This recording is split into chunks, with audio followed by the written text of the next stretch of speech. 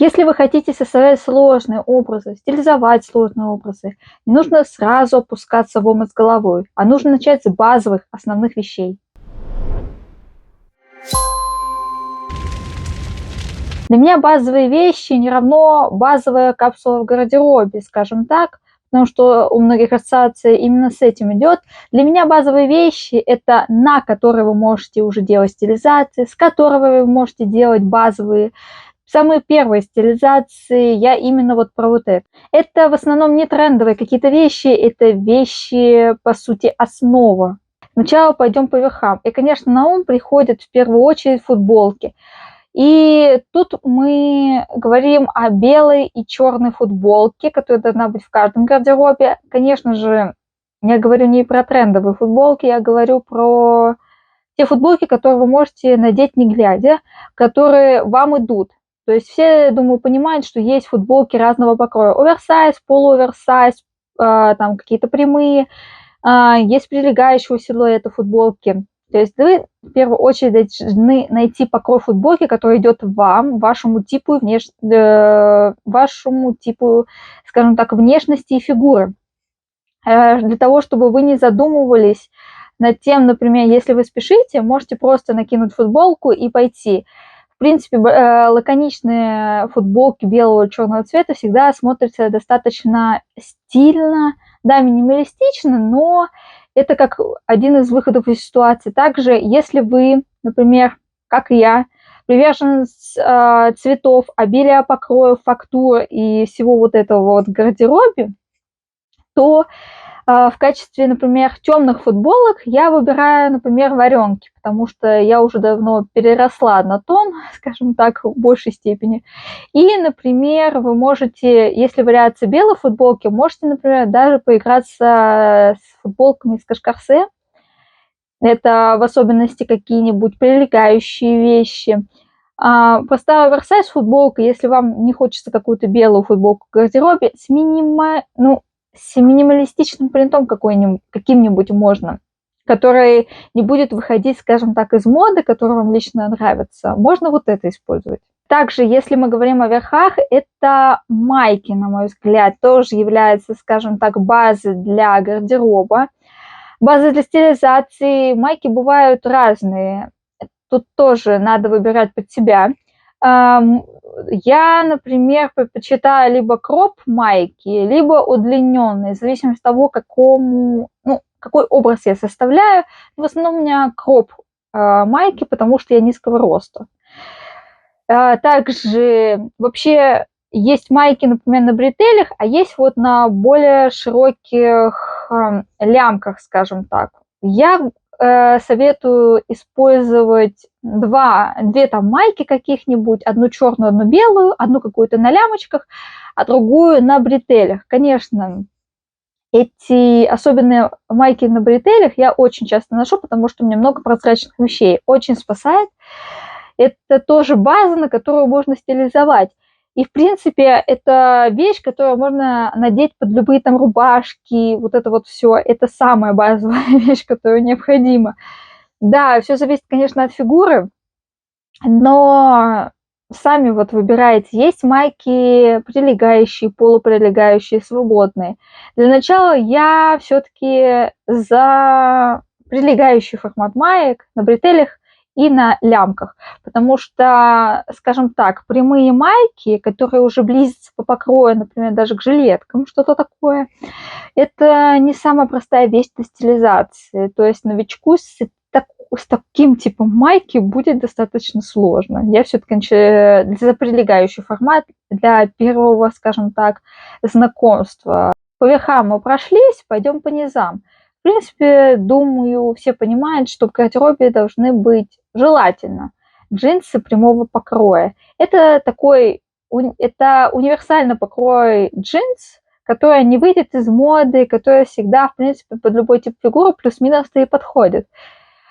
Конечно же, есть исключения, но, например, если вообще следовать моде, вот это вот всем, и формированию стиля, вообще вы выбираете покрой джинс, один какой-то покрой джинс, который вы носите под себя, под свой тип фигуры. Я, например, предпочитаю джинсы скини. Если честно, да, это не трендно и не модно, но под мой тип фигуры, мой типаж эти джинсы подходят. Под мой стиль эти джинсы подходят, под мой тип фигуры эти джинсы подходят. Да, это звучит немножко кринжово, что скини кому-то подходит, но у меня выработанный стиль, и эти джинсы являются неотъемлемой частью этого стиля. Хотя я тоже комбинирую много чего.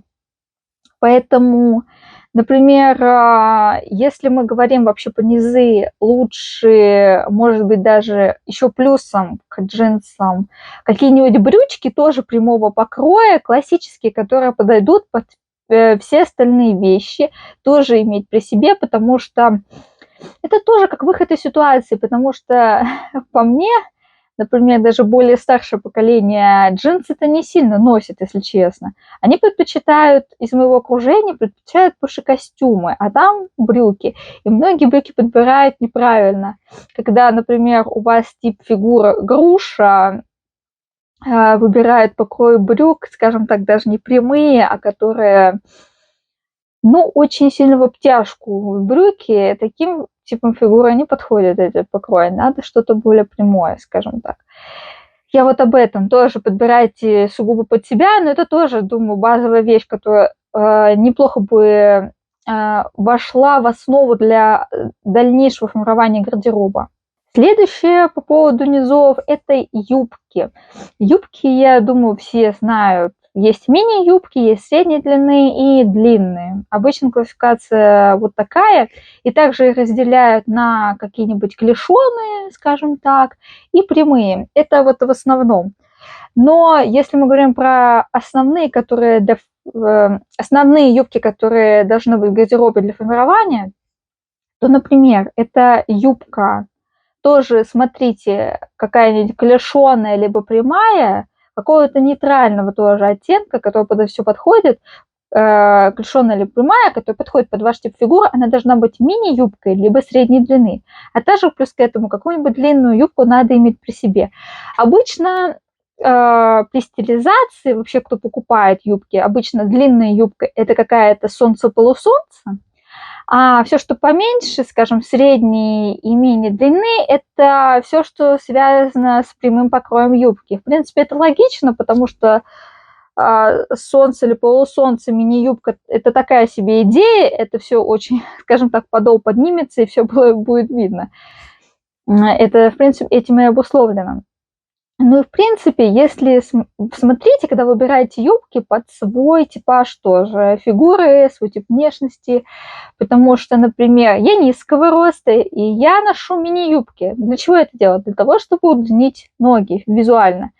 Да, ростиком я не стану выше, но визуально пропорции тела удлинятся. То есть тоже подбирайте под свой тип фигуры, потому что не сильно очень много любят, особенно был тренд на среднюю длину прямой юбки, скажем так, относительно недавно. Это такая себе идея, если честно. Она мало кому идет. Идет в основном очень высоким девушкам, на мой взгляд. Следующая рекомендация, в принципе, ее можно придерживаться, а можно нет. Это шорты. И шорты я имею в виду классического покроя, как, например, классические брюки, ну, типа верх от них. Я не говорю про шорты на резинке, типа плавательные трусы. Я не про вот эти, и не про спортивные шорты, я про классические, потому что это очень, скажем так, классно смотрится в стилизациях, но тут момент такой, что вы можете не носить шорты, но вам и не обязательно покупать их для стилизации. Вы можете просто заменить ее шорты либо на брюки, либо на юбки. В принципе, это нормально, потому что не все любят шорты. Дальше пойдем по, скажем так, верхней плечевой группе. Это жакет прямого покроя, потому что он, скажем так, подходит практически всем типам фигуры, всем типам внешности. Если надо выбирать такой оттенок, который подошел бы под все остальные оттенки, то есть какой-то более нейтральный, потому что также его удобно стилизовать. Для начала это очень хорошо. Просто если вы будете сразу что-то сложное брать, у вас как бы вряд ли что-то годное может получиться. Если честно, я очень много примеров видела того, что, скажем так, люди пытались, там, не знаю, какой-то сложного покроя жакет стилизовать, а в итоге получалось тяп-ляп. Поэтому с этим будьте достаточно аккуратны. Начните с чего-то малого, начните с простого. Не надо, а потом постепенно усложняйте, скажем так, сложность. Тавтология, простите. Ну, я думаю, вы поняли. Постепенно вы на базу, которая есть, вы накладываете, и в результате у вас вырабатывается и стиль, и, кстати, вкус тоже таким же способом вырабатывается. Вы отслеживаете, что вам нравится, что не нравится, и вы таким способом можете вырабатывать стиль и вкус. Следующее, что я могу, скажем так, порекомендовать в качестве базы, это свитер либо кардиган. Можно и то, а можно либо одно что-нибудь выбрать. В принципе, это тоже очень полезная вещь для стилизации, но тут надо быть тоже аккуратным. Надо выбирать свитера, которые не выглядят, скажем так, дешево. Вот в этом есть некий такой нюанс, потому что частенько, особенно в масс-маркете, любят, например, заигрывать с люрексом, любят, не знаю, использовать пряжу, которая, ну, дешманско выглядит, извините, конечно. Надо выбрать какой-то, походить, повыбирать, посмотреть именно и по оттенку что-то более нейтральное выбрать, чтобы у вас, чтобы эта вещь служила вам основой, скажем так. И что-то, и смотрите на покрой, потому что не все свитера одинаково прекрасны. Следующий совет тоже, чтобы как-то разнообразить по фактурам вот эту базу, которую я вам рекомендую, вы можете использовать джинсовки, джинсовые рубашки, джинсовые платья, потому что тоже это неплохие базы. Также вообще лучше иметь какую-то кожаную куртку, если честно, а-ля мотоциклетную, либо кожанку. Ну, что-то вот кожаное в плане верхней плечевой одежды, потому что это очень сразу, скажем так, это дает разнообразие в плане фактуры образом. Поэтому это тоже, я считаю, что это базовые вещи, которые должны быть у всех. Ну и, в принципе, для стилизации они просто часто дают вау-эффект. Дальше пройдемся по обуви. Да, я тут скажу много банальщины, но, если честно, не многие ей придерживаются. В первую очередь в гардеробе должны быть кроссовки, не кеды, ну хотя можно что-то между кроссовками и кедами. Должна быть удобная пара кроссовок, именно удобная в носке, которая подходит под весь ваш гардероб. Вот эта пара, которая будет вас спасать везде и всюду. Надо просто поискать, потому что у многих в гардеробе, скажем так, есть, например, кеды, которые они мало носят, либо это какие-нибудь, не знаю, кроссовки, которые, да, они крутые, классные, но не ко всей одежде не подходят, и не всегда их можно надеть, поэтому надо найти свою спасительную пару, на мой взгляд, и это тоже будет очень классная основа для дальнейших стилизаций, потому что найти, скажем так, кроссовки, которые подходят под все, не такое уж легкое дело. Дальше в гардеробе в каждом, в принципе, должны быть какие-то массивные ботинки, массивная обувь. Конечно, тут тоже момент сезонности бывает, но я вот за массивные ботинки, потому что они также очень классно смотрятся в стилизациях, очень гармонично, лаконично вписываются, и тоже я считаю, что они тоже являются основой для каждого гардероба при дальнейших стилизациях и дальнейшем, например, нанизывании остальных вещей на то, что у вас есть. И также, в принципе, если говорить о гардеробе, нам нужно какие-то более что-то женственное, более что-то, скажем так, девчачье даже. Я тут и имею в виду про балетки либо туфли на низком ходу, потому что это тоже, например, вы одели платье, но не с кроссовками уже сейчас как бы кто-то, может, оденет платье, ну, и с массивными ботинками, но иногда хочется вот что-то полегче надеть на себя. Это больше, скажем так, говорю, балетки, либо туфли на низком ходу тоже, которые вам были бы удобны и которые подошли бы подо все. Тоже ваши спасительные туфли, которые тоже подо все бы подошли. Поэтому, в принципе, вообще в идеале и балетки иметь какие-нибудь, и туфли, которые подо все бы подошли. Но хотя бы одно из двух выберите, чтобы не перегружать гардероб, скажем так. Поэтому вот что-то вот такое. Если поговорить об аксессуарах, конечно же, тут в первую очередь нужно в гардеробе и для основы иметь большую сумку. Она и удобная, и в принципе, вместительная, можно всегда ее взять, туда всего насыпать, что вам надо, и пойти. Надо найти что-нибудь для себя. Я все-таки, например, за кожаные варианты сумок тут выступаю больших именно. Либо, например, у меня сумка джинсовая, тоже достаточно неплохой такой вариант, но это более уже сложный вариант при стилизации, конечно же. Я все-таки в качестве базы большую кожаную сумку предлагаю. И, в принципе, надо что-нибудь поменьше. Тоже достаточно маленькую, но вместительную сумку. А, ну, скажем так, которую можно надеть на плечо, либо через плечо. Вот что-то вот такое. Потому что, например, я много видео по рекомендации, по стилю, вот это вот всего. Все еще рекомендуют и 5-е, и 10-е, и клатчи вот эти. Блин, господи, зачем вам это? Это не...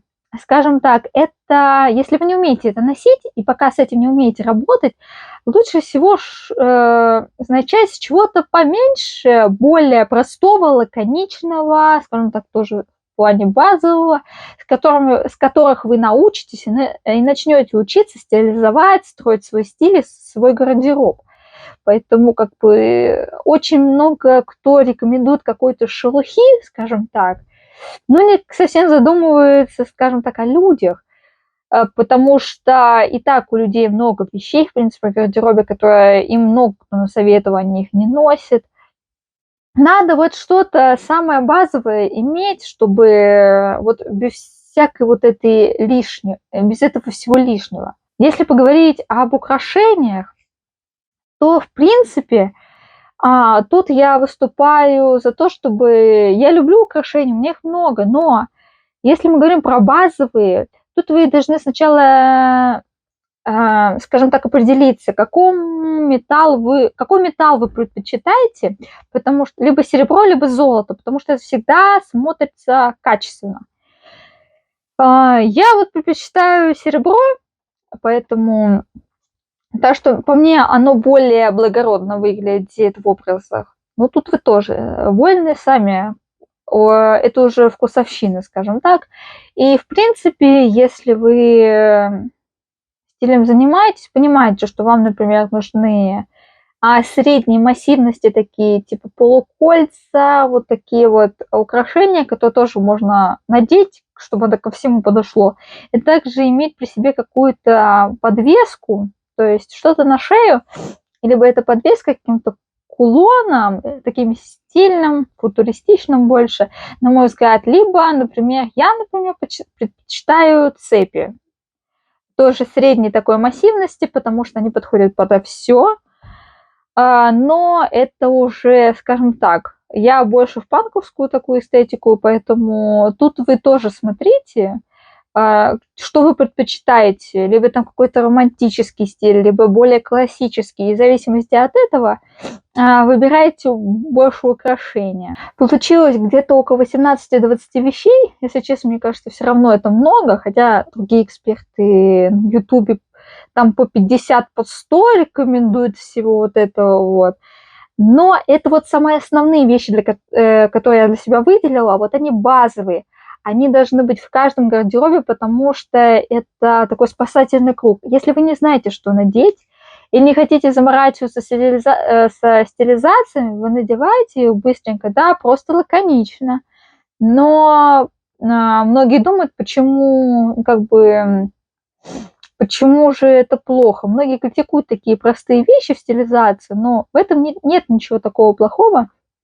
Просто если вы как бы вам просто до этого нет дела, либо вам сложно что-то подобрать, когда у вас очень мало времени, они очень спасают, если честно. Я тоже периодически к этому прибегаю. Если мы вообще рассмотрим образы, есть множество образов простых и лаконичных. Вообще они как бы считаются минималистичными, но в этом тоже нет ничего плохого. Если мы говорим вообще про стилизацию, формирование стиля, тут я еще раз повторюсь, надо начинать с основных каких-то базовых вещей, не надо бросаться в омут с головой, потому что это тяжело. Если вы сразу всего нахватаетесь, советов наслушаетесь, и сложно разгрести все вот это. Начните с малого, потому что вам будет намного легче, когда вы постепенно все разбираете. На этом все. Спасибо, что были со мной. Прошу поддержать это видео лайком, а лучше подписаться, чтобы пускать следующие мои видео.